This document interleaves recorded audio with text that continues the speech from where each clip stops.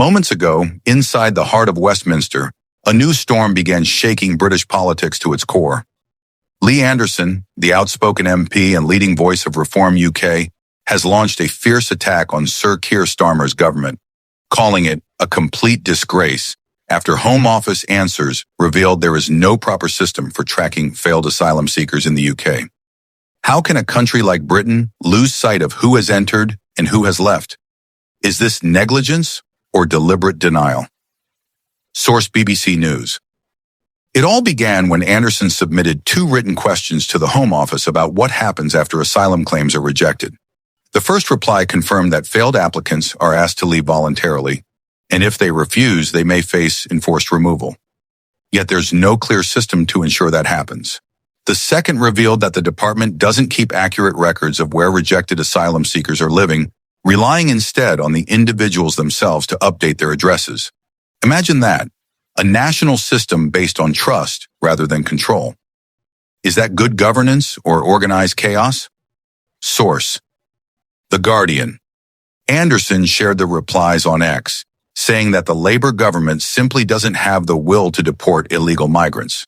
His post gained more than 150,000 views, sparking a firestorm between supporters who praised him for telling the truth and critics who branded him a turncoat after years in the Conservative Party.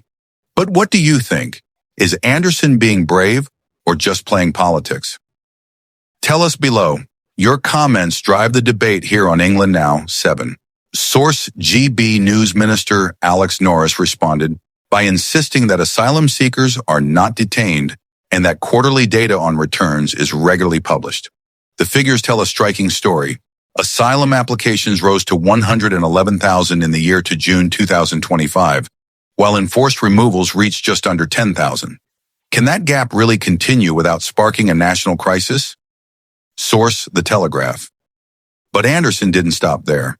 He wrote again on X, claiming Labour was letting foreign men who failed the asylum process wander freely in Britain.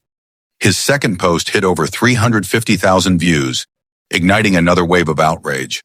One supporter called the situation like trusting a fox to guard the hen house, while another demanded that Home Office officials face charges for gross dereliction of duty.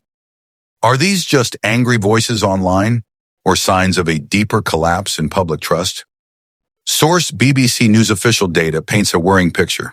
Small boat crossings in the English Channel have reached 29,000 this year, the highest in years, fueling calls for tougher border controls. But how far can Britain go without compromising its humanitarian values? Can any government strike the right balance between compassion and security? Source: The Guardian. It's not the first time Anderson has courted controversy. Back in 2023, he told asylum seekers on the Bibi Stockholm barge to go back to France, a remark that got him expelled from the Conservatives. Now with Reform UK, under Nigel Farage's leadership, he's pushing a hardline message. Stop housing migrants in hotels and end the madness. Is that a genuine plan for reform, or just political theater designed to stir emotions?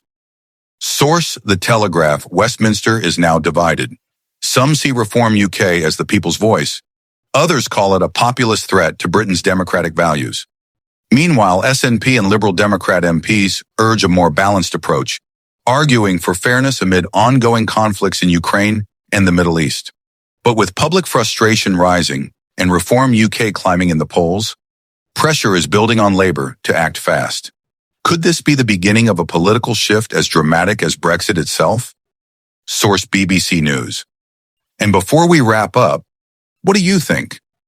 Is Lee Anderson a truth teller saying what others won't, or just a political opportunist riding a wave of anger?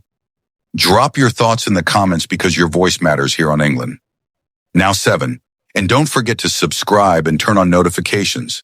The next chapter in Britain's political story might be unfolding right now, and it could change everything.